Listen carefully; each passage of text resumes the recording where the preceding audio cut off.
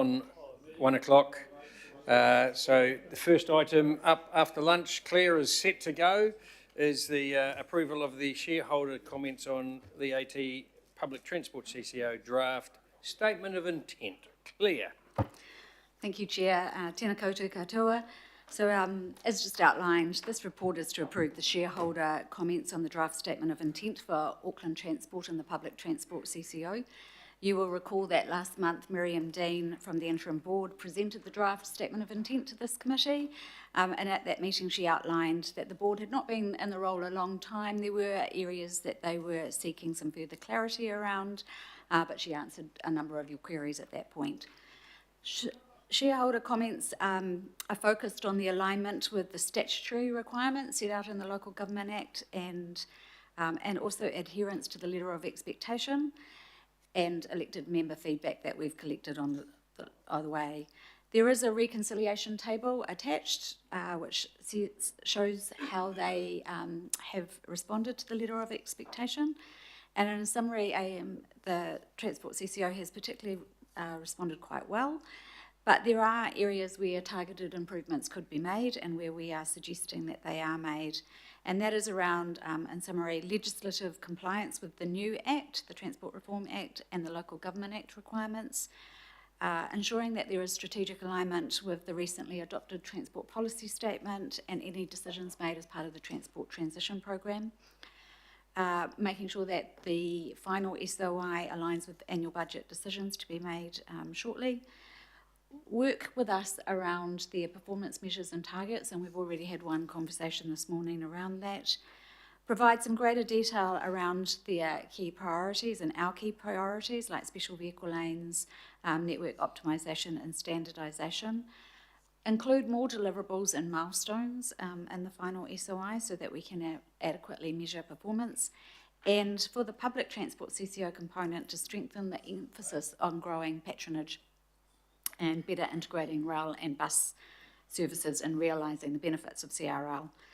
It's important, the report also highlights that it is important to understand as we move into the new governance arrangements that in finalising the statement of intent, we will have shared responsibility for a number of the performance measures and targets, and we do recommend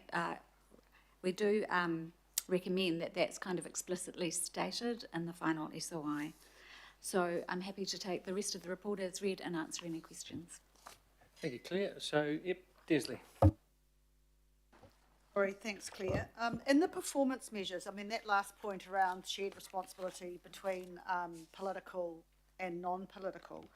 So I suppose how will they be demonstrated? How will the CCO demonstrate efficiency when outcomes are partly dependent on council decisions? How are we going to report back on that? Because it'll be a little bit different, won't it? It will be a little bit different, and I do spell it out a little bit in the report. But essentially, there will be measures. So patronage, the patronage target will be dependent on council upholding its commitment in terms of implementing the bus lanes, investing in the signalised intersections, and where those measures are dependent, we're just asking that there is recognition of it. And then if they are not meeting those targets in their quarterly performance reporting, they need to state why. And it might be at that point that it's clear that it is actually council that is not delivering.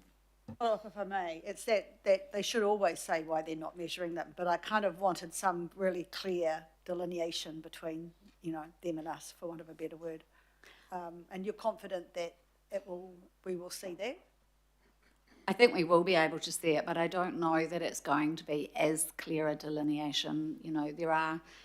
There are instances, and it is one of the reasons why we have asked that we can see what is in the work program coming up and have more detail on the deliverables and the milestones, because what's coming up in that roading program does influence what is planned in the public transport CCO. Okay. And my second question is, are you expecting any back office savings as a result of this work? As a result of the Transport Transition Programme, I think probably Phil might be better to answer that question than me. I think there are some areas where we're going to reduce duplication. There should be some efficiencies out of it. Until we're a bit further progressed, I don't think we're clear exactly what those are, but just reminding as well that some of those were already anticipated in the business case around group shared services. We might be arriving at things through a slightly different approach, but effectively we've already banked that within savings targets, and I cannot promise you there's additional efficiency-driven savings coming out of the reform otherwise in that area. I just wanted to make sure that it was in In at least the short term, yeah. That goes to that discussion we've had about get stuff into into its new operating model, and then work on it hard from there. Okay, there's no other Richard? Sorry, I didn't realise there was no one.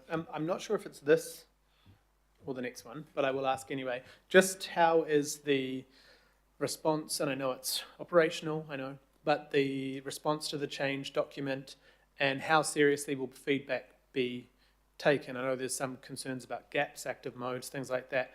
How does that process play out, and is it realistic that it's really important? I'm assuming it's really important that people put really clear feedback in. Because I can't remember how much. Quite a bit of change happened the last time there was this restructure, wasn't there? We're right in that process now. The consultation process is live, and submissions close on the 25th. Will it be taken seriously? Absolutely. And I'm not just saying that because I'm on camera needing to say that. It will be taken seriously. There's already quite a healthy volume of inputs come in, and there will be a lot more to come in this kind of final week. And I will share with you in due course what the headlines are, at least at the key themes coming out of it. It'll be broad though. There'll be feedback on all facets of it, I can guarantee. Definitely. There have been, what I've heard is a few surprises. So I guess you're saying there is scope and time for those things to be addressed before the D-Day, kind of.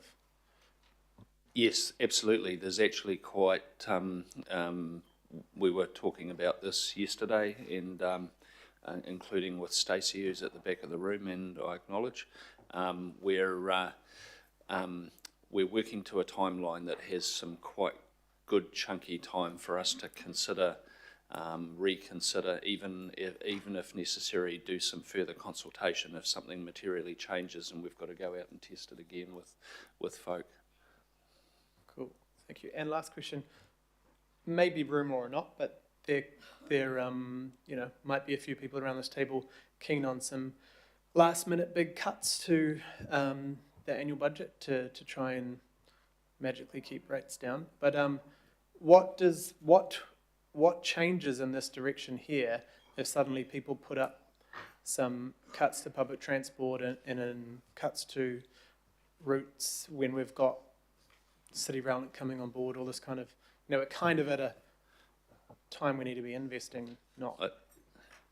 I think my guidance would be to caution you against not getting ahead of the discussion tomorrow afternoon, where that's really the focus.